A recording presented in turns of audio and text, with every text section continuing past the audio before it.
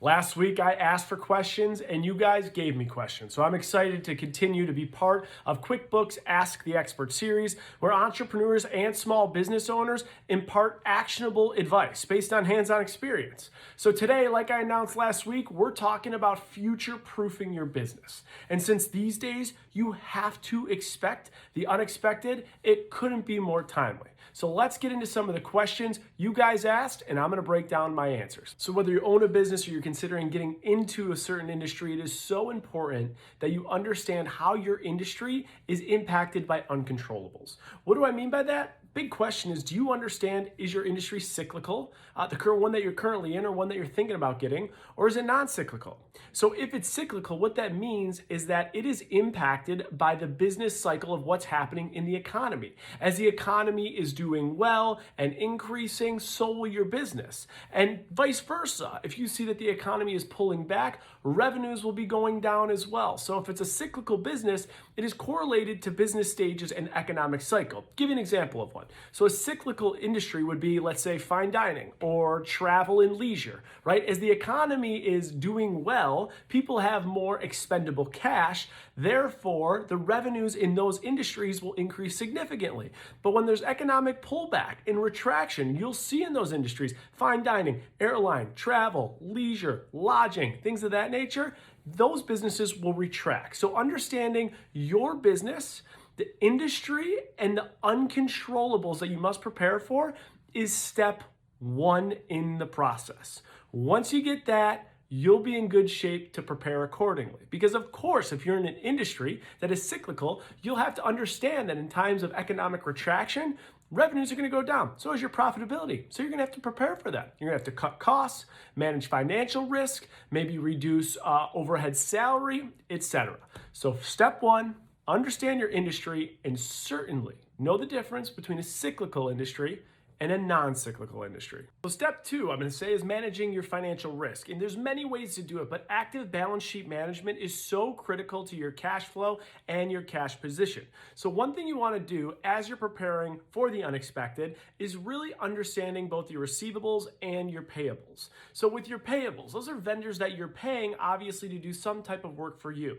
What you want to negotiate with your payables is extending that period of time. The longer that you can negotiate that in the contract, the better cash turnover you'll have, which will put you in a good position for future proofing, or what I like to say is the unexpected. Now, vice versa, that's a liability, right? An accounts payable is a current liability. Let's go to the current assets. Current asset would be, of course, your accounts receivable. What you want to do with accounts receivable is you want to make sure that your accounts receivable days are decreased in your contract so you can turn that cash quicker and that you'll receive it quicker. So you want to actively manage your accounts receivable. Hopefully you have a shorter amount of days so you can cycle cash in a quick manner. And as a former banker, one of the big things that we looked at was your concentration levels in your accounts receivable. Right? So if you have a client that has over 20% accounts receivable, as a banker, when I'm assessing risk of your business, that's a red flag to me. Why is that a red flag? Because those are your clients. And if you have one client that has over 20% exposure, what happens if that client goes belly up? If things don't work out in the unforeseeable future, trying to expect the unexpected, maybe things don't work out for that client, but they work out for you. How are you going to collect that cash? So from an accounts receivable perspective, you want to look at the AR aging to make sure that you understand that your concentration isn't too high with any specific vendor. So the third step before I get into questions is making sure that you understand that change is constant. And it is so imperative to know everything about your customers, especially if they are changing. Also, just bridging the gap so that you learn from failures and you could put different procedures in place to be resilient. We saw some businesses take wild shifts during the pandemic. We saw some companies like Kodak that had nothing to do with any type of vaccination or distribution, but they had infrastructure to do it, and therefore they took that detour. You saw world-class bartenders. The only way that they were seeing potential clients was if they walked through the two doors. Now they own these virtual international bartending classes and parties. It's been fascinating to see how businesses have pivoted. That being said, the importance of knowing the demographic of your client has never become so important.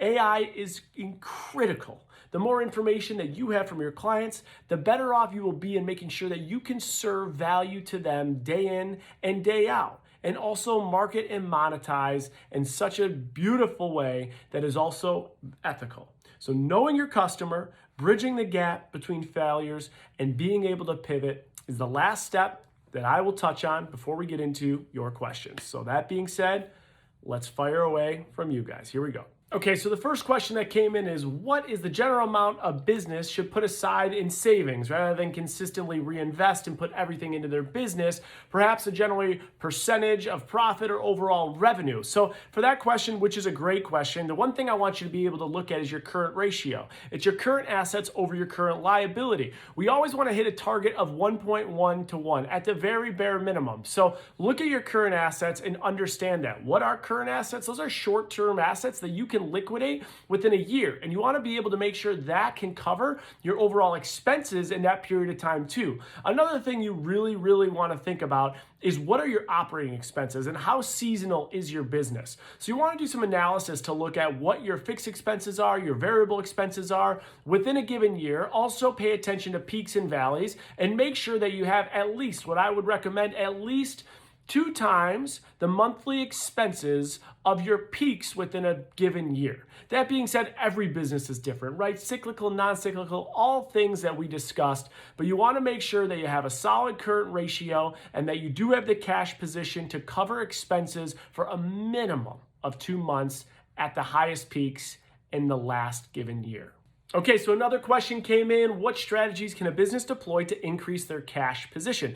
Many strategies, but when I hear cash position, I think cash flow. And as a banker, one thing we would analyze is a fixed charge coverage ratio. Essentially, it's the cash inflow, seeing how well a business can service its fixed charges. What are fixed charges? It's debt, it's interest, equipment leasing, etc. So if you could restructure your debt so that you can have a better fixed charge coverage ratio, you'll inevitably be able to increase your overall cash flow and your cash position. Another idea is, think about all those people, those vendors that you pay.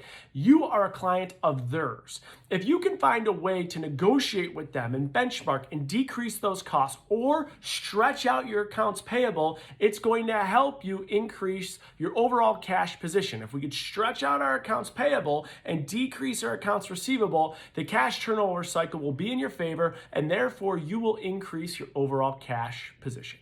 This is the last question we have time for, but it's, should I negotiate with my landlord and the rent that I'm paying? My answer, hell yes. Even if it's residential property, commercial property, there has never been a better time ever to negotiate. We just came out of a pandemic. So many businesses went belly up. 20% of the workforce lost their positions.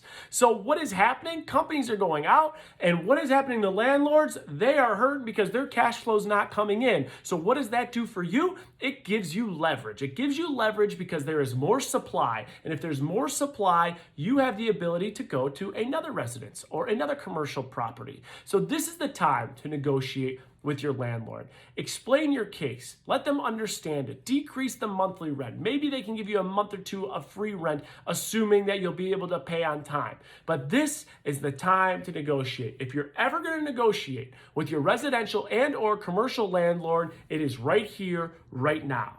That being said, thank you so much for joining me for another QuickBooks Ask the Expert series. It is an honor to be part of such an unbelievable partnership. I thank you for your time, the questions you submitted, and hopefully you found value in my answers.